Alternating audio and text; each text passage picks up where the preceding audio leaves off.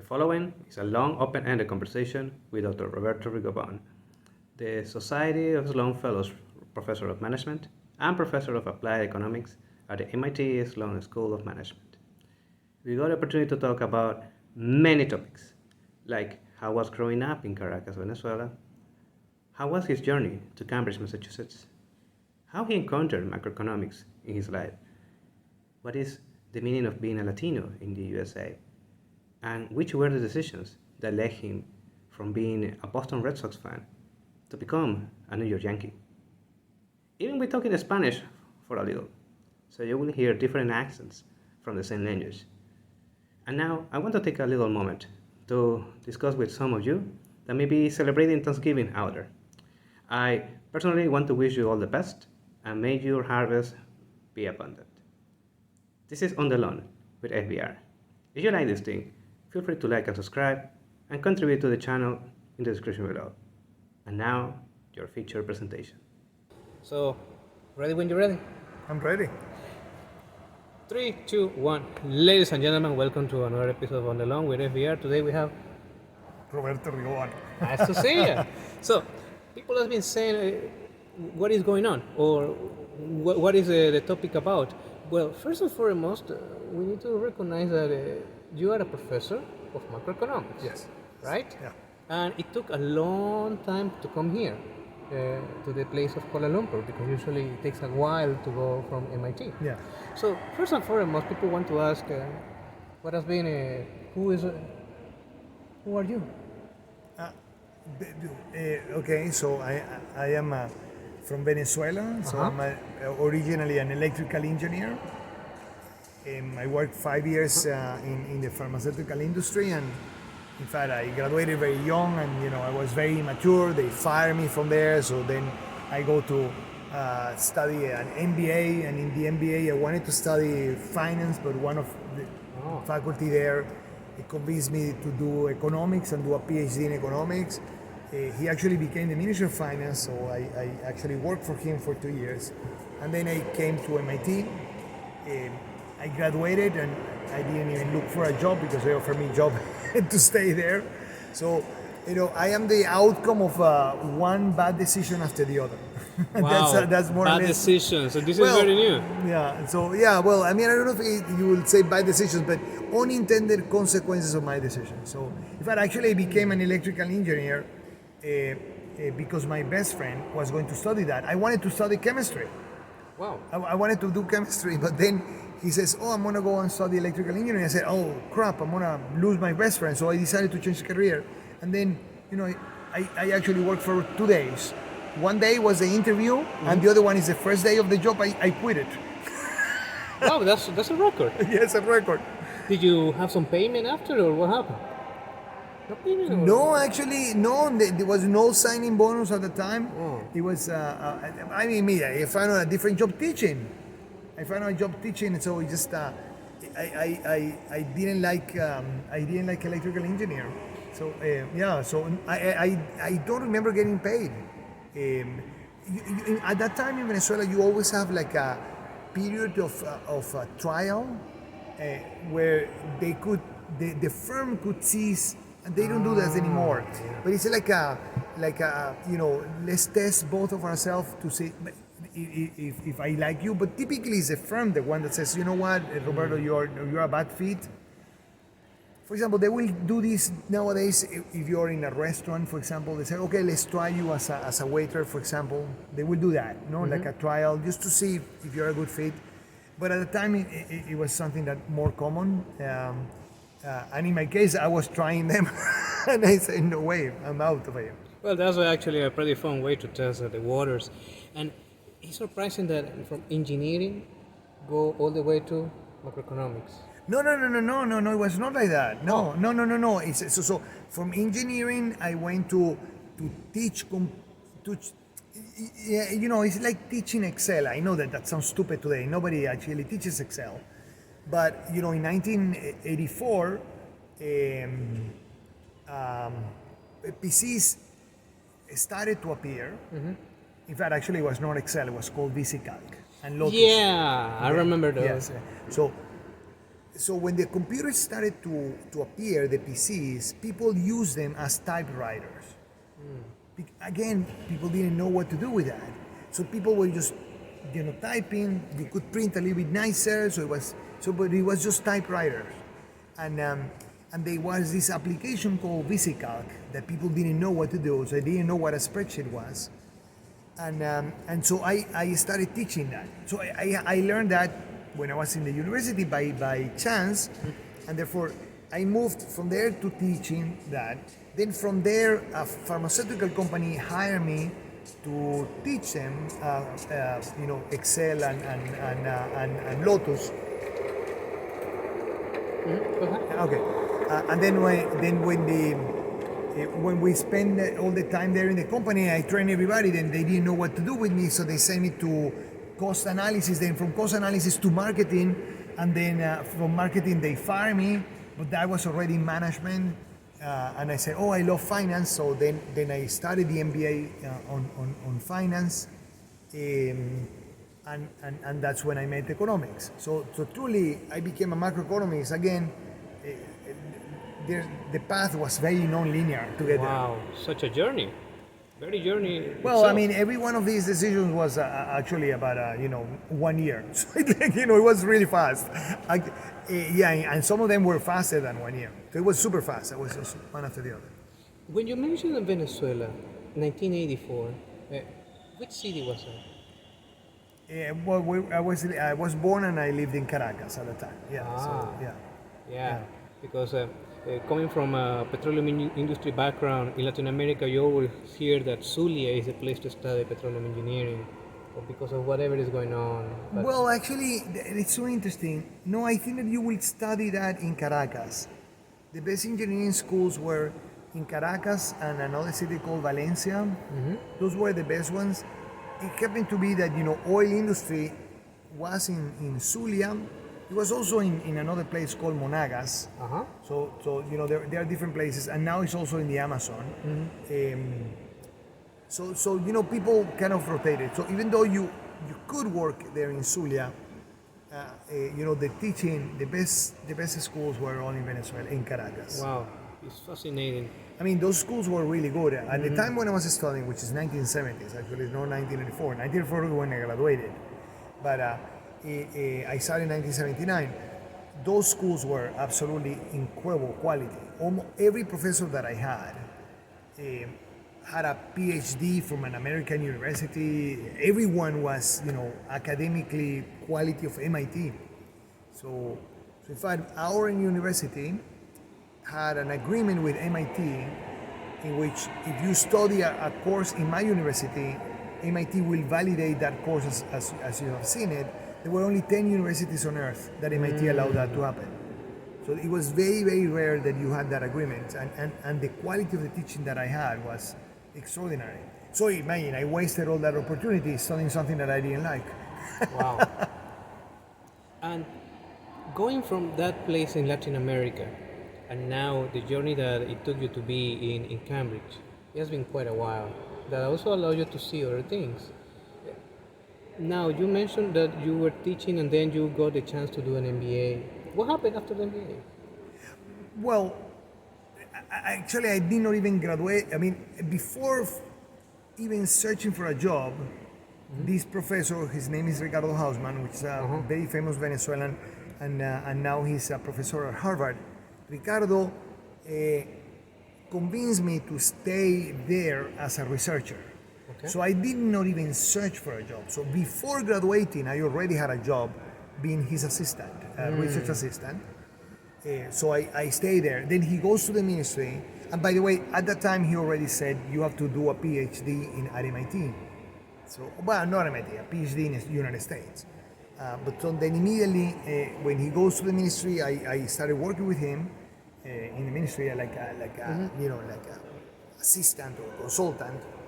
I was not part of the staff, and he did that to make sure that I was not going to be influenced by any politics. Okay. So it was kind of an external advisor, which was, I learned infinite during that time.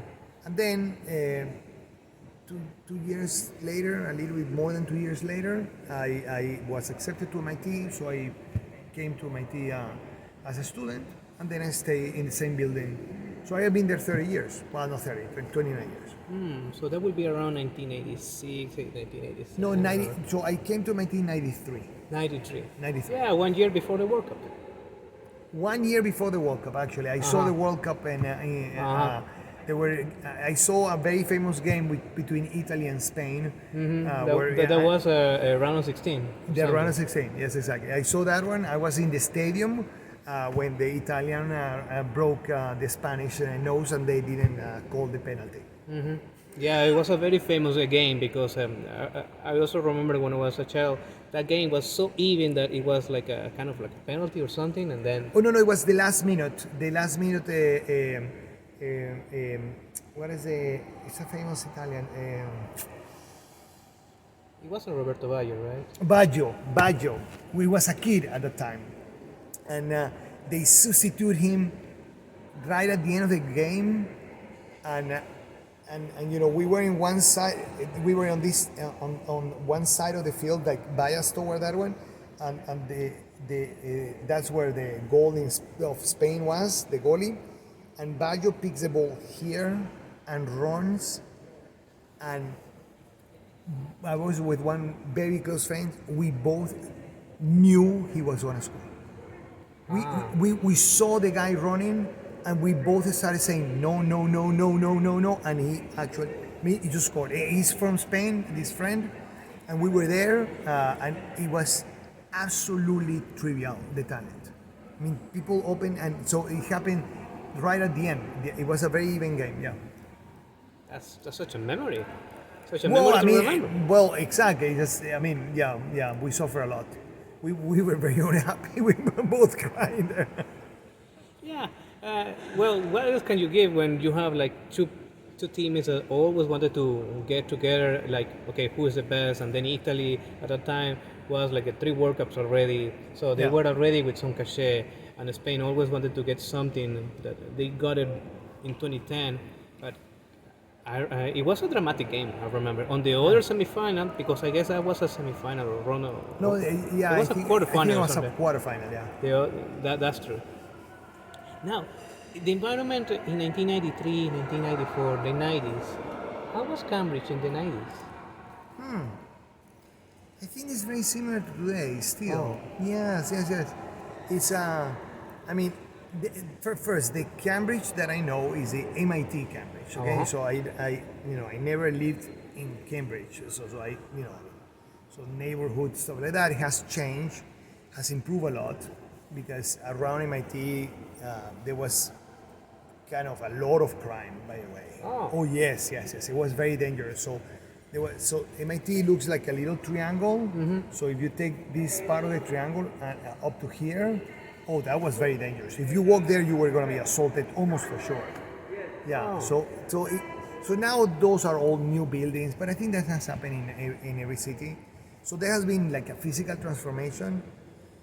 But in terms of the values and the behavior of the people at MIT, that has changed very little. I mean, it still is very similar. The pursuit of excellence is what kind of dominates all the discussions at MIT. Well, that's pretty cool, because usually when you have the chance to be there, you not only see it but also feel it. Personally, I got the chance to run around the Lake Charles, like going to the I guess the Harbor Bridge, and then across the line towards the Longfellow Bridge. Kind of very nice view, but also the relatively safety of that area compared to when you have to go to Boston. It's 2 different ecosystems, I have to say. Yeah. So Boston and Cambridge are very different, especially then certain parts of Boston. When were you doing this running? Usually 6 o'clock in the morning. No. In which year? It was around this year. This year? Yeah, around May and April. I'm going to say okay. April, yeah. So Cambridge right now and MIT as a whole, you see all these buildings, it feels very safe. Yeah, and it will be very safe. But, my classmates, when I was there, they were assaulted and they took them to the ATM and they stole money from the ATM. Wow. Oh yeah, that happened a lot. I mean, like things that we associate with, an emerging market, that was happening in Cambridge. This is very And by the way, super fascinating. stupid because in the United States, all the ATMs have cameras. So I mean, the person could not be more stupid. I mean, if you're standing next to me and I'm forcing you with a knife to take money out. So first the bank returned your money, and then I am in the camera. So the police caught me. I mean, like the guy was a really stupid criminal, but he was famous for doing that for many people. Ah, those are the stories of Cambridge that we didn't know. Yes, yes. So, about that place and about the journey that it took you from to the north of the continent to now around the globe, how did you find the world? Because you had the opportunity to see different places. Uh, how do you see the world going on right now, like from back in the 90s and the infrastructure of the 90s to today? Well, I mean, what I feel that has changed is, so I mean, on the positive side, poverty levels have plummeted worldwide. That has been a big success. Healthcare issues in the world have improved dramatically. That's also a plus. On the other hand, the negatives is that I see that the world is very impatient and people don't talk to each other. They dislike each other so much that they are unwilling to even entertain a conversation. So that's the bad part. Yeah. Actually, I think that's actually a tremendously bad part. And then, yeah, we just don't talk to each other. Among those places, which was the most challenging part that you saw? Like the countries? Yeah, or even the people to work with, because No, so I have visited more than 60 countries.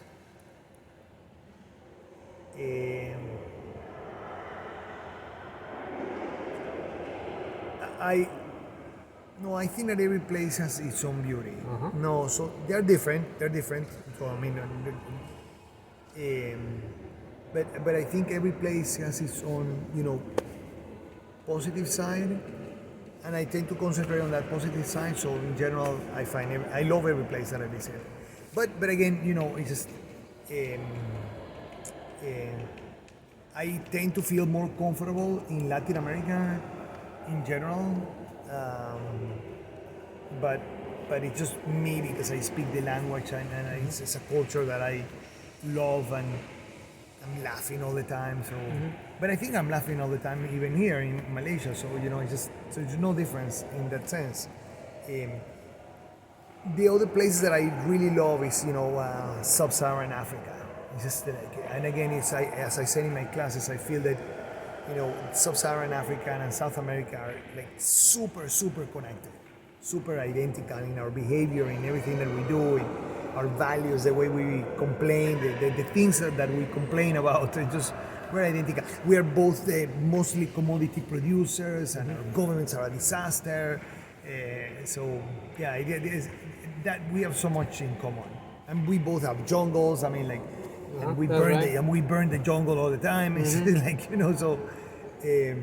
so yeah. So in that sense, yeah, there are many things that are common to our societies. The values very similar. So that's the part that I also love, because I go there and I feel like Latin America.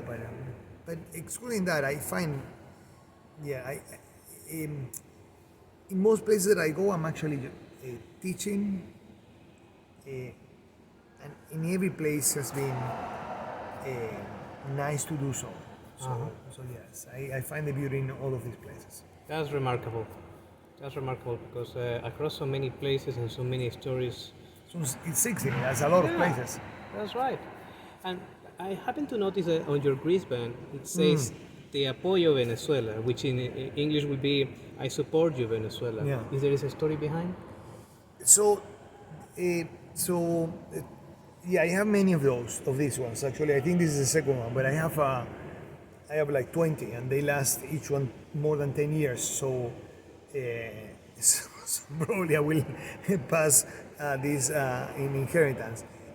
So this is the flag, the Venezuelan flag. So and so it's yellow, and these are the stars the government from Chavez changed the number of stars. Okay, but anyway, so people that wear the red in Venezuela only, again talking about impatience, okay, are the supporters from Chavez and Maduro. The people that wear the three colors are the opposition. So this will highlight that I'm in the opposition. Now the reason why this exists is because during I think it was 2015 when this happened, there was a lot of problems in Venezuela with hyperinflation and human rights violations. So a person that I knew, he's not a friend, but it's someone that I know that was living in Spain at that time. He created these bands, collecting $3 for each band to send to Venezuela. The minimum wage in Venezuela was $6 a month. So you see, 2 bands is a minimum wage of one person. So a lot of us, what we did was to, purchase a lot of these bands. And when these bands were given to all, so when I have one band, there's one band that goes to Venezuela. Of course, the cost of this is not even close to, it can be 1 cent. I don't even know what the cost is.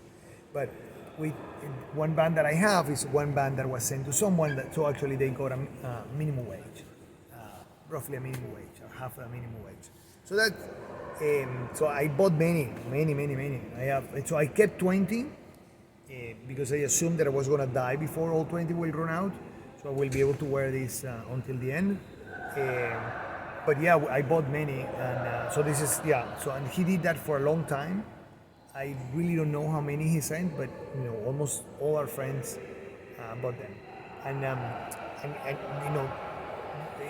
what we did implicitly was to send both there, because actually I'm the only one from my friends that wear it. It's 7 years of, you mentioned around 2015, it's going to be like 7 years since That's fascinating thing, because it's like a way to say to the world, hey, my support is unconditional regardless where I am. Yeah. That's very cool. Something cool that Well, also, I didn't invent it. Yeah. Something also cool that we realized is that in the class, you happen to wear a lot of the Colombia shirts that are usually for fishing. Do you like fishing? No. Because they're very comfortable. That's another thing. Exactly, just very comfortable. Yes. I jump a lot, and so it's almost like exercise. So it's for exercise purposes. I jump a lot and I walk a lot. For example, today, just to give you an idea. So today, look at this. I walk. In class, I walked almost 14 kilometers, 16,000 steps. Look at that. So big amount of exercise. So I mean, how many A calories? little more than 6 miles. Easily. Yes. A little bit more than 6 miles. That's correct. I didn't think about it that way. But in terms of calories, I have consumed 3,100 calories. So you already earned your breakfast, lunch, and dinner. Exactly. So I'm done. So I get very hot. In fact, the heart rate will be. I don't know if this measures the heart rate. It should measure the heart rate. At least I get it at the end of the day. But my heart rate gets very high because I'm jumping and screaming, and so the shirts are to it's an exercise shirt. It's very clever because usually when you see people teaching or people trying to do a lecture, they wear a certain kind of outfit, and you don't see people wearing a fishing t-shirt or a fishing jersey that you usually do that on Saturday morning or Saturday afternoon. When you realize that you have to be close to the water and high humidity environment, and it's like, I need something to be fresh all the time. Yeah. That's what but on Monday I was with a jacket and a shirt. Well, that's because I had to have a speaking engagement at night that the school had asked me to do, and I didn't want to wear a fishing shirt in front of CEOs. So, but the funny thing is, I don't know if you remember. The first thing is I started teaching with a jacket, and I removed the jacket immediately because I was just heating up a lot. Yeah, that's another thing. And in environments that can be very humid or very tropical, the fabric of the jacket is the whole game. Yeah. Because here, if you use a linen or something, you can go and wear. For example, recently we were in the Emirates, and I was wearing one of those linen jackets that are kind of very tropical. People were like very concerned to me, like, Fabian, are you okay? Like, yeah. Aren't you hot? Like, Yeah. no, actually I'm fine. Yeah. How did you do it? It's part of your training. Like, no, you can touch it. And they began to feel, that's the difference. That's the whole game. I guess someone called me, you're a cheater. Why? Because the jacket has to be hot. Not really. Not really. So those little hacks of life really helps a lot. And that's something that we realize, this is so different right now. Yeah. Now, in our course that you have been sharing with us about the BBNN, I want to ask you, how did you encounter BBN the first time? Oh, it was. Well, the first one was actually Ricardo Hausman when I was in the NBA. He was the first one that told me that. In fact, I think that one of the reasons why I loved macroeconomics was because once I understood the power of the BBNN, I realized, wow, I can explain a lot of what happens in reality. So that's it. But then at MIT, the guy that kind of had the math underlying the BBNN was my advisor. Then I learned it, better. Okay, and then I learned how to teach it, and now I love it. Absolutely, I love it. Yes, that's very powerful, especially for other tools like the one we discussed like a day before, the system dynamics. A lot of Yes. people want to say you only go to MIT to learn system dynamics, and you mentioned the limitations of system dynamics because you can only see the past but I cannot project. It's hard. There are some problems that it cannot. So anything that has expectations is very difficult for them, for system dynamics to solve it. There are many instances in the economy where our expectations determine what our actions are. So if I expect you to be honest and pay for the metro, then I will feel really bad not paying for the metro, and my best response is to pay for the metro. But if I expect you not to pay for the metro, then my best response is not to pay for the metro.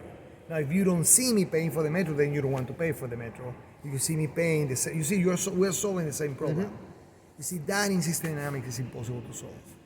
Gotcha. So, you have to cheat and say, well, I'm going to choose A or B randomly, and that's not how people choose. So this is important for the institutions. Institutions, if you think about a lot of our institutions, are the result of beliefs, and therefore my reaction to those beliefs. So I believe that you're going to behave in a certain way, and that implies that I then should be behaving, replicating your way, and then you're solving the same problem. So we are all playing in the same way. So this is not like driving. See, in driving, to me, is not a cultural issue, it's a decision. Okay, so we drive on the left. Okay, we drive on the left. We drive on the right. When we drive on the right, it's a decision. And then when you drive on the wrong side, well, there's a police stops you and puts you at fine. So you see, that's an institution that is kind of a decision, and where there's enforcement, and we put a fine. That one you can explain with system analytics, very easy. But imagine that every day we wake up and we have to decide where to drive. It can be a very hectic morning. Yeah, exactly. And only that is, there's no enforcement you can do. You cannot punish people for, so it will. So, by the way, we're glad that we made that decision. But there are many aspects of the economy and many aspects of the behavior of humans where we are acting that way. We decide to act. And then it happens to be that we decide every day how to act in a consistent manner. And then we institutionalize that behavior. Having said that, and knowing how powerful the BBNN is, I need to ask you, which are the limitations of the BBNN, if there are any? No, there are many. I don't know how many limitations. Yeah, there are many limitations. Or the other way to think about it is that there are many instances where it doesn't provide an answer. Okay. That's the way I would think about it, more than limitations. The BBNN has two principles. One is a principle of budget constraint. That means that you cannot spend more money than what you are going to earn. That doesn't mean per year, but lifetime. And that actually, I think, is a very simple principle. Okay, and that will be universally true. So if you spend more than what you are going to earn, it's unsustainable, and somebody has to be willing to do the opposite transaction. That doesn't happen. If I know that you will never pay me the debt, then I will not give you the debt in the first place. So The first principle is a principle that will apply in any circumstance, any type of government, any type of size of the economy. You have a big economy, a small economy, a city, a family, not a family. We all have a budget constraint. So that's a very simple principle. Then the second principle is also a very reasonable principle that you can overuse your resources. So you can think about this as labor, which is the typical one. There is something like working too much, and there's something that is working too little. Okay, and that is also universally true. That will be true for a criminal, it will be true for a non-criminal, a politician, a group of individuals, and so on. So there are instances where you're overworking, and there are instances where you're working too little. So there's kind of an optimal level of working that we will accept to be reasonable. That is a second principle. Those two are universal principles, I think. And therefore, it's very little limitations in that respect on the principle side. The limitations start from the moment you're trying to make prescriptions from those two principles. Okay. And that's sometimes there are things that are hard to explain. Sometimes there are things that are limited in terms of your prescriptions, so you cannot know exactly where things are going to go. So those are the limitations. That's really wonderful. And I would like to expand a little more because you also mentioned on the plots about a particular line, the Social peace line. social peace line. Sounds so beautiful, but at the same time so powerful. Yeah. What is social peace? Well, first, social peace in the context of the BBNN. First is a construct to try to capture the certain aspect of political science. Mm-hmm. So political scientists study a lot why societies suddenly are upset, or why you have, for example, riots, or why you do a public demonstration, why sometimes those demonstrations are very violent and why they are less violent, etc. So why societies complain, but not complain in the newspaper, why they complain publicly in a demonstration. Okay, so the view social peace comes from trying to capture political scientists, sociologists, anthropologists that look at that phenomenon. And the idea in the BBNN is to understand that sometimes economic outcomes that are kind of, from the financial point of view, are the desirable outcomes, can imply a situation in which the society will be rioting. Mm-hmm. And therefore, the idea of that in the BBNN is to find or understand that sometimes what you would like to do economically, or from the financial point of view, any of the two, that whatever you want to do somehow will be in opposition to what someone politically or socially will accept. And that's an important thing in the BBNN. You can think of that as not necessarily as a limitation, but as a restriction. So the BBNN is very economic driven. So when you add a social peace line, it's like adding a restriction. You say, well, there's some things that you cannot do, and those things that, or that that you can do them, but the people are going to be complaining in the street. So you have to be ready for that. The best analogy I can find is like a car that can drive 200 miles per hour, but has a pedal for the brake.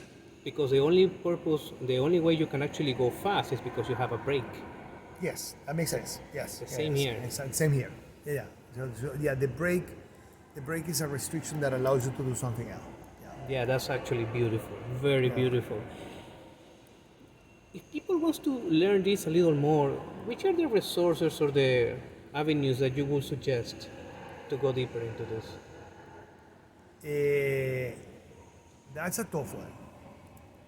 Because the BBNN, if you want to learn it, deeply, is you need to do a PhD in economics. Mm-hmm. Because we teach it with a lot of math, and there's a lot of estimation and trying to understand, because kind of the questions you want to answer is, well, how much should I increase the interest rate? How much should I tax people? There are important questions like that. So there's a whole set of technologies and methodologies to be able to answer those questions. So that's one. But on the other hand, explaining that in simple terms does not exist. So that's a problem because in some sense we don't have. So I have my class notes that I have been writing and rewriting for the last 25 years. It's a place where you can learn this, but it's hard to go deeper from what the notes are. There's a limit to the notes, which are the lack of mathematics. So you get to a point, and then beyond that point, there are many aspects that you cannot answer without being more thorough and deeper in the math. So, but I think it's impossible. The math is really hard, actually. That's a fair warning. That's an actual fair warning. If you really want to get deeper into this, you better go equipped with math. Yeah, you have to do it. Yes.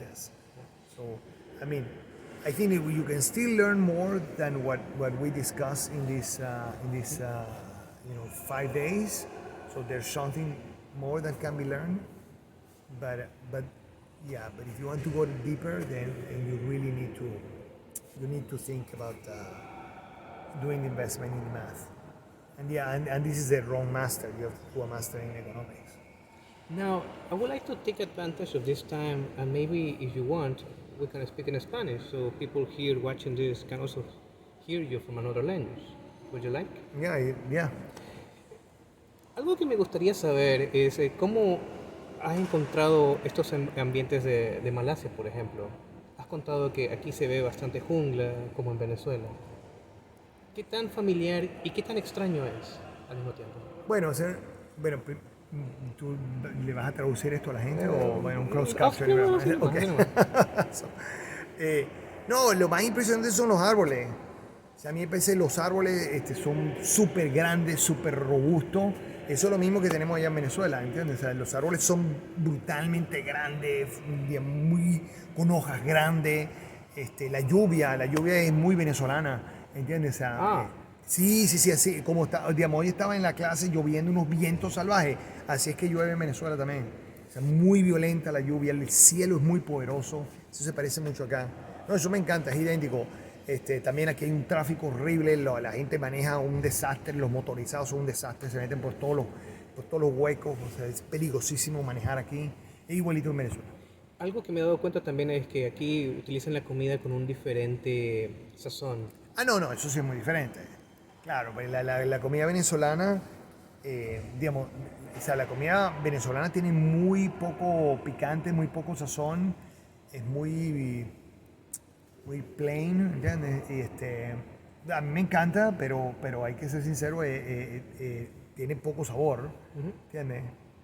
Nuestras arepas, por ejemplo, que son muy famosas, realmente no saben a nada, ¿entiendes? A mí me encantan, pero es más, con todos los venezolanos me dicen que estoy loco, o sea, no, a mí me encanta, pero no es como un croissant, ¿me entiendes? Ajá, o sea, un croissant, ¿entiendes? O sea, nosotros no tenemos una cosa como una pizza, ¿entiendes? El queso nuestro es muy débil, porque es un queso muy poco añejo.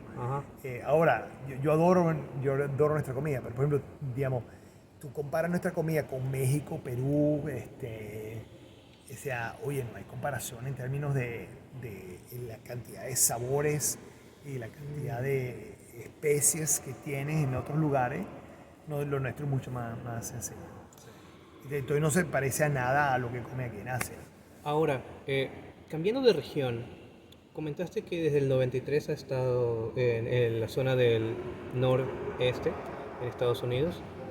¿Cómo es vivir como latino en Estados Unidos? Bueno, lo que pasa es que esa pregunta depende de qué estado estás. Claro. Bueno, o sea, digamos, entonces ser latino en California y en Texas y en Florida es muy diferente de ser latino en una ciudad como Boston, que es tan cosmopolita. O sea, la ciudad de Boston es realmente una maravilla, porque realmente, o sea, el nivel de extranjero es salvaje, ¿entiendes? Entonces, o sea, es súper cosmopolita, súper abierto, donde los latinos pueden ser tipos como el presidente de MIT, que es venezolano, ¿entiendes? Y también es el tipo que te pinta la casa, ¿entiendes? Entonces tienes latinos en todos lados, tienes hindúes en todos lados, tienes entonces no es que una profesión se le asigna a un latino, que típicamente ocurre en el sur, ¿entiendes? En el sur, que si un latino va a hacer trabajar, es el que te hace el jardín, ¿entiendes? O sea, entonces lo que ocurre en el sur es que hay como ciertos trabajos que se han estereotipado con los latinos. Eso no ocurre en Boston, tiene por todos lados. Entonces, es una delicia. Entonces, yo puedo decir que es una delicia vivir en Boston. Eso es lo que puedo decir. Pero no estoy seguro que eso sea cierto en todos lados. Por ejemplo, el haber vivido en Houston muchos años me hizo sentir que se siente bien, porque nunca me sentí como extranjero. Bueno, claro. Bueno, pero tuviste suerte porque no todos los latinos te pueden responder de esa manera. Porque del otro lado, quizás se haya dado cuenta, el anillo que tengo es de Texas A&M y me tocó estar en College Station, Texas. En ese lugar, en el tiempo que estuve del 2010 al 2012, hablar español era un problema. Era un problema, o sea, pues Claro. A tal punto de que uno sencillamente tenía que ver cómo competir con los otros varones si uno quería estar con otra mujer. Y algo que me di cuenta es que no solamente era el lenguaje, pero también las habilidades. Por ejemplo, el poder bailar o el poder cocinar. Daba la oportunidad de decir, no, este no es un latino más. Este es una persona formidable a la cual hay que respetar. Y creo que algo que también me di cuenta en esos años fue la calidad del trabajo. Como equipo, como para reportar a alguien o reportar en conjunto. Fue algo que al final me di cuenta, no importa de dónde vengas, sino si puedes hacer y hacerlo bien. Entonces, digamos que eso fue parte de la lección de vida que he podido compartir durante todo este tiempo. Y también he estado en otros lados, por eso es que a veces quisiera comprender cómo es el punto de vista desde otros estados. Claro. Sí, claro, lo que pasa es que yo tengo 29 años en la misma zona, ¿entiendes? En Boston.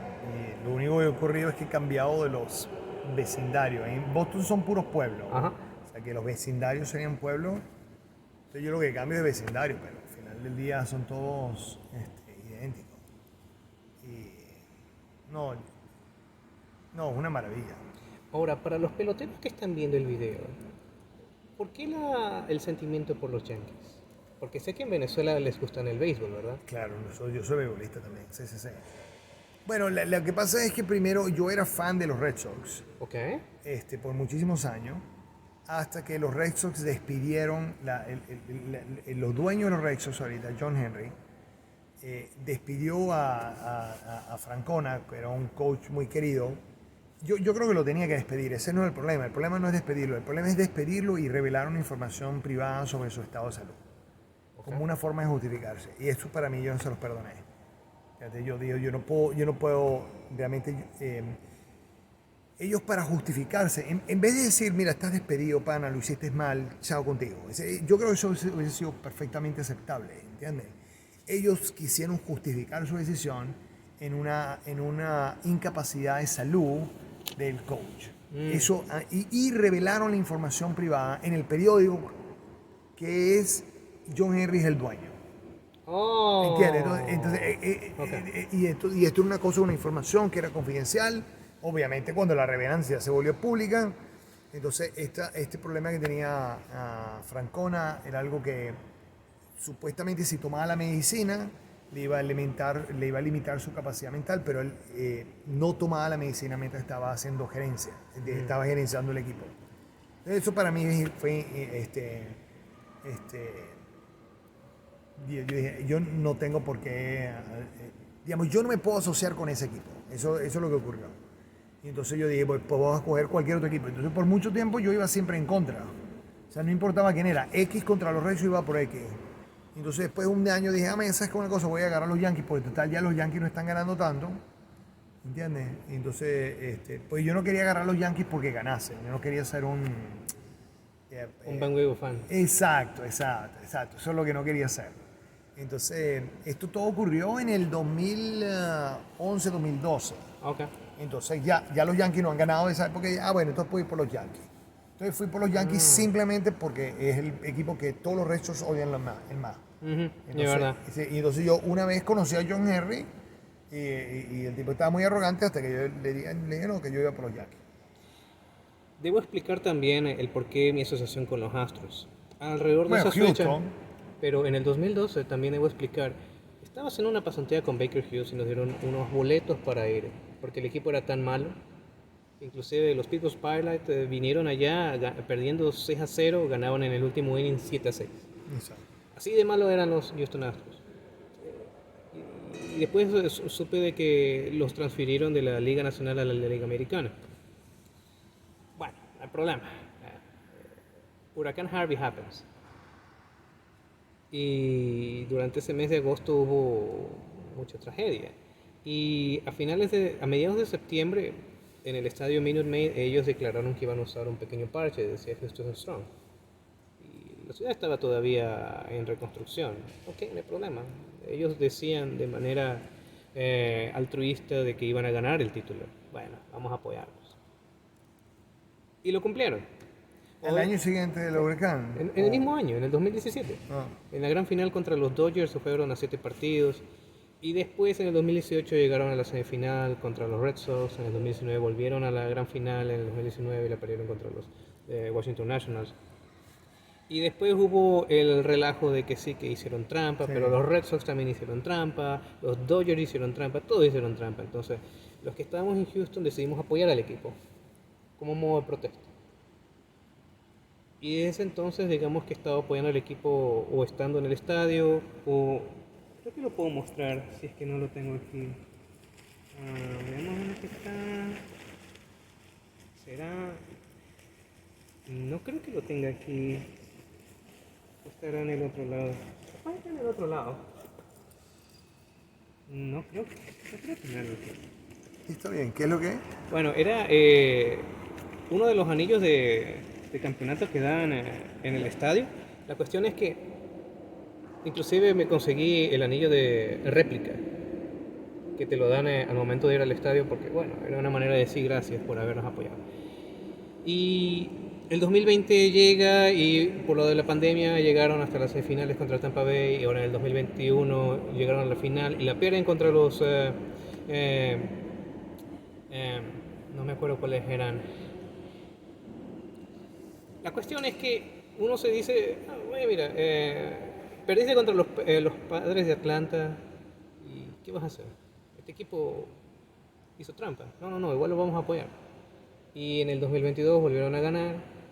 Bueno, la narrativa se completa, pero era una manera de decir gracias por el apoyo psicológico que nos dieron en el 2017. Quizás fue esa la explicación.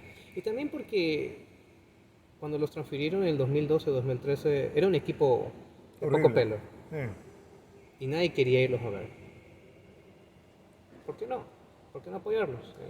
Y el ver cómo ascendieron de esta manera, hasta cierto punto me hace sentir, bueno, estuve en las malas, estamos en las buenas y hay que disfrutar de las buenas.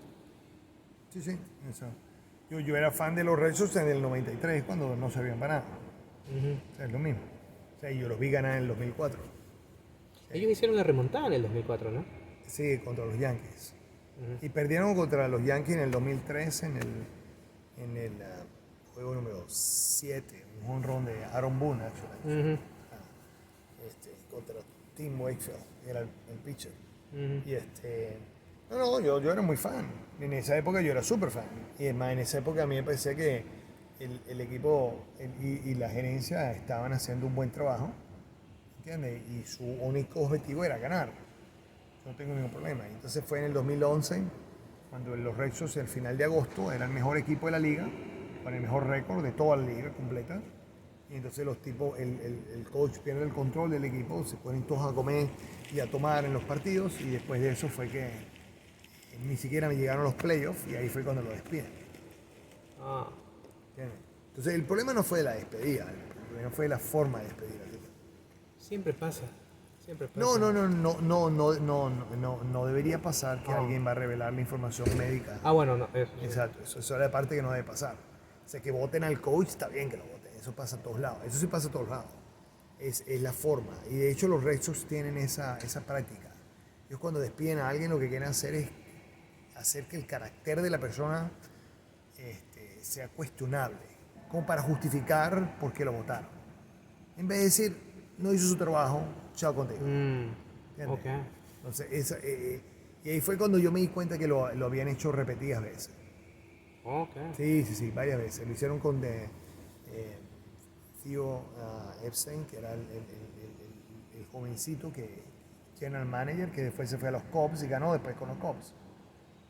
Fue Theo el que votaron y también en ese momento lo votaron, pero le hicieron otras cosas de juzgar su carácter. Claro, en ese momento no me di cuenta y después digo, mira, esto es una empresa muy sucia. Ahora, si usted me permite, podemos regresar al inglés. Sí. Now, after discussing all these fascinating topics of what was being, and it is living with baseball and also living in the US, I want to ask you something that people may ask. What is a recipe for life? Well, my recipe. Yeah. Okay, because I don't know if that there is something like the recipe. Well, my wife and I, we have a very simple recipe, which is we live through the life of others. That's it. So, we have learned to be happy by making sacrifices that make the life of others better. That's it. We find that tremendously fulfilling, and we do that every day. We do that with our kids, and we do that with our friends. We do that with people that we don't know. My wife works in charities, and her work in the charity is actually that gave her life to make the life of others better.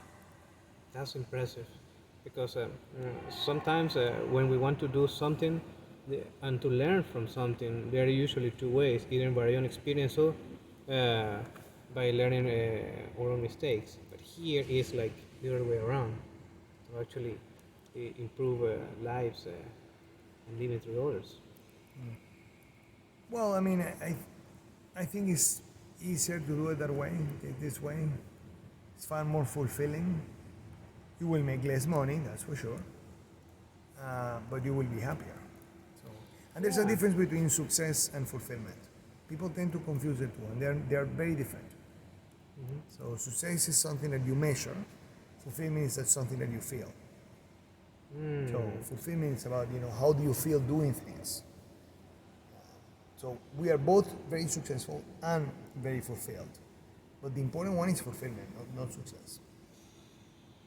With that in mind, many people may ask, especially young people will be asking, like, trying to be fulfilled or trying to be successful usually requires an alignment. And usually that alignment can be No, I don't think so. Go ahead. No, I mean, first the question is, what is success? Success we measure by the amount of money that you make, by by the car, the size of the house, the bank account, the power, the influence.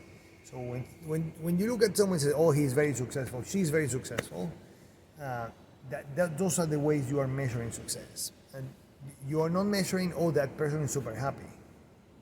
And you don't measure that. And look at how happy the life is, and how happy the kids are, how happy the wife is. They live a happy life.